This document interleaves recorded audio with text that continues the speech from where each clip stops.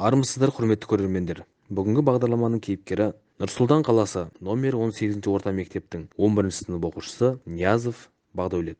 Ұлты қырғыз. Ол қазақ тілінде еркін сөйлейді. Мемлекеттік тілде кітаптарды оқығанды жақсы көреді. Бақдәулеттің осы уақытқа дейін жеткен жетістіктеріне қарап отырсақ, тек қазақ тілі мен әдебиет пәндері бойынша көрсеткен көрсеткіштеріне көз қуанарлық. Ол республикалық, облыстық, өңірлік, қалалық, аудандық пән олимпиадалары мен мәнерлеп оқу сайысының жүлдегері. Жалпы білім беретін пәндер бойынша республикалық олимпиадалардың аудандық, қалалық кезеңінен 4 жыл бойы жүйелі көрсеткішімен көзге түскен. Бақдәулетпен болатын бүгінгі сұхбатымыз да сол жеңістерінің қыры мен сыры туралы сұрамақпыз. Сәлеметсің бе, Бақдәулет қалың? Сәлеметсіз бе? Рахмет, бәрі жақсы. Бұл 30 сұрақ айдары, уақытты көп созбай бастайық. Дайынсың ба? Я дайын. Бақдәулет, сен қай жерде тудың? Мен Ресейде Канск қаласында тудым. Қазақстанға қай жылдары келдіңдер? Қазақстанға отбасымен 2006 жылдары көшіп келдік. Бақдәулеттің үлгі тұтатын адамы? Менің үлгі тұтар адамым әке мен анам. Ата-анаң саған жиі айтатын ақылы қандай? Әкем маған әрдайым дұрыс жүр дейді, ал анам әрқашан оқуыңды оқы дейді. Мектепті алтын белгіге бітіргелі отырған Бақдәулет мотивацияны қайдан алады? Ата-анамның, ұстазымның маған артқан сенімін ақтаудан.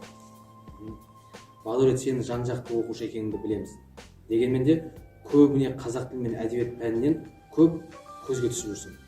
Орыс тілінде оқи отырып, өзге ұлт өкілі бола тұрып, осы қазақ тілін оқу, меңгеру саған қиын болған жоқ па? Жоқ, қиын болған жоқ. Өйткені қазақтар мен қырғыздардың туысқан түбі бір, дәстүрі салты бір, ағайын халқы екеніне ешкімнен құпия емес.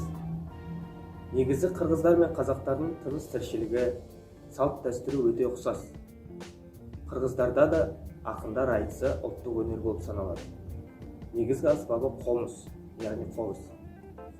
Сөздері де көбіне ұқсас келеді. Мысалы, апа, ата, наурыз деген сөздер. Бақдәулет, осы маған қызық. Сен өз ана тілін білесің бе? Әрине білемін. Әр адам өзінің ана тілін білуге, құрметтеуге тиісті. Ақын Қадыр Мырзали айтқандай, өз тілдің бәрін біл, өз тіліңді құрметте. Қазақстанда тұрып жатқаныңа өкінген кезің болды ма? Еш өкінген емеспін. Себебі мектепке алғаш келгенде бірінші күннен бастап сыныптастарым жақсы қарсы алды. Әрі сыныбымда өзге ұлттар өкілдері көп болғасының өзімді еркін сезінемін. Қазақстан көп ұлтты мемлекет. Әр ұлт өкілі бір үйдің баласындай тату-тәттіміз. Осы уақытқа дейін жеткен нәтижелеріңе қарап отырсақ, көбі қазақ тілі мен әдебиет пәнінен деп жаңа жоғарыда айтып кеттік, иә? Оның бір құпиясы бар ма? Жоқ, құпия жоқ. Қазақ жерінде тумасам да, қазақ жерінде өсіп, білім алып келемін. Осы жерден мен өзімнің достарын таптым. Сондықтан да бұл елдің тілін неге мен жақсы білмеске, неге үйренбеске? Жалпы қазақ тілін үйренуге деген махаббат бастауыш сыныптан басталған. Қазақ тілі пәні мұғалімі Қуаныш Дүйсенқызы 3-ші сыныптан бастап сабақ беріп келеді. Сол кісі мені қазақ тілінен қандай да бір сайыстары болса, жарыстары болсын қатыстырып отырды. Осы сен жетістіктерге бірден жетіп отырдың ба, әлде сәтсіздіктерге ұшырадың ба? Қай істеде бірден жетістікке жету, нәтиже көру оңай емес. Менде де солай болды. 4-6 сыныптар аралығында тек қана қалалық олимпиадаларға қатысып, әркез 3-ші ғана орындарда көрініп жүрдім. Кей кезде қатысқымда келмеген кездер болды. Бұны мен сәтсіздік деп атамаймын, керісінше тез табысқа жетсем деген талпыныс беремін. Ал енді жеңіске сенімді болып тұрып, жеңіліп қалған кезің болды ма? Я болды. Облыстық жарқын болашақ пән олимпиадасында ата-анам прокатқа костюм алып, қазақ тілінде ән айту бағыты бойынша сайысқа қатысқан едім. Орын ала алмай бос қайттым. Ата-анамның, мен дайындаған мұғалімнің сенімін ақтай алмаған кезім еді. Ал ерекше есте қалған жеңістер бар ма? Ерекше есте қалған жеңіс сол жарқын болашақ олимпиадасында келесі жылы басқа, яғни әдебиетшілер бағытына қатысып, 3-ші орын алғаным. бұл жерде мен ұстазымның дұрыс бағытқа бұрып, менің мүмкіндігіме сенгені мені өте қуантты. Тағы бір ерекше есте қалғаны, бұл 7-ші сыныпта республикалық тіл тәуелсіздіктің символы атты пән олимпиадасынан 1-ші орын жеңіп алғаным. Астана қаласынан мен жалғыз қатыстым.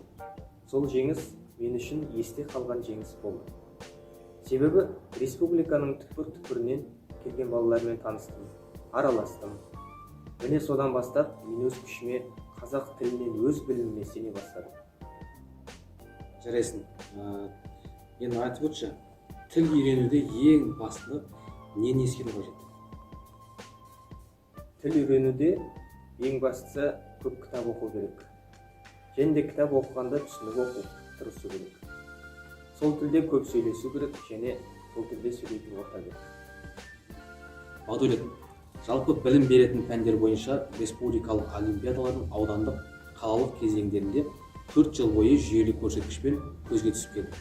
Биылғы жылда қалалық пән олимпиадасынан гимназия, лицейдің дарынды балаларымен қатар білімімен күш сынасып жүлделі 2-ші орын алды.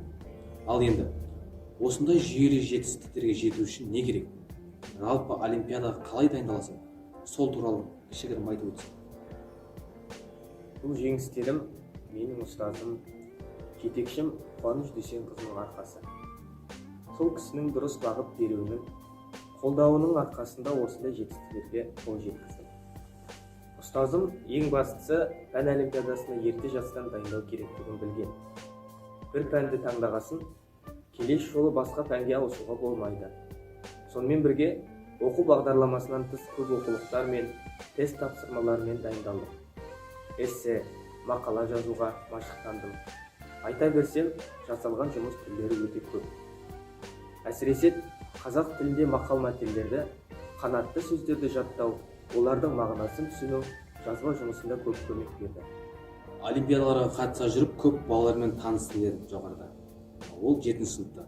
Ал қазір сол балалармен араласып, хат алмасып тұрасың ба? Әрине, әлі күнге дейін араласып тұратын балалар бар.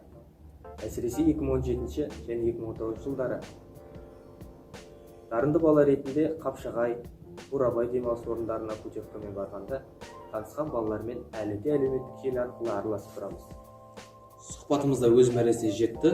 Ең соңғы сұрақ, өзінен кейінгі іні қарындастарына не айтар еді? Өзінен кейінгі іні қарындастарыма өз ана тілінде сөйлеп, өзге тілді үйреніп, өзіңді әркез дамыт береді. Көп кітап оқып, адам көп іздену керек. Сонда ғана алдында қойған мақсатына жетеді.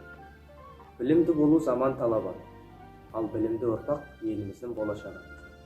Бақдәулет, абай оқуларына да қатысып, оқ бойы озып шыққанды бізге мәлім.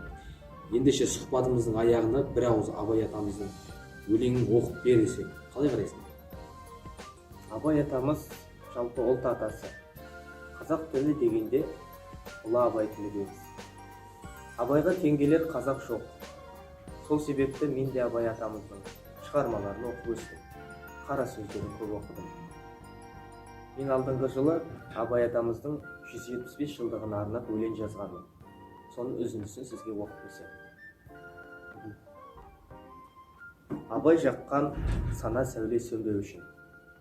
Тасыған ән бойына бар шабыты, тамсанған әркез оған қазақ ұлты. Абайдың бар жинаған ілімдері, болыпты білім сіздің кілтінен құлпы. Сол кезеңде ашылды әдебиетім, ұғындық даналықтың әдебиетін. Абай жаққан алауды өшірмейтін, үйрендік қаламгердің мәдениетін. Болашақты Абайдың үлгісінде, оқимыз жаңғырудың үрдісіне. Ескілікпен қалыптассақ өмір бойы, қаламыз надандықтың түрмесінде. 21-де дамыды тілмен бірге, саясаттың бағыты түрленуде. Абайдың ғұмыр жолы тигізеді, Қажапстан, Қазақстан гүлденгенде.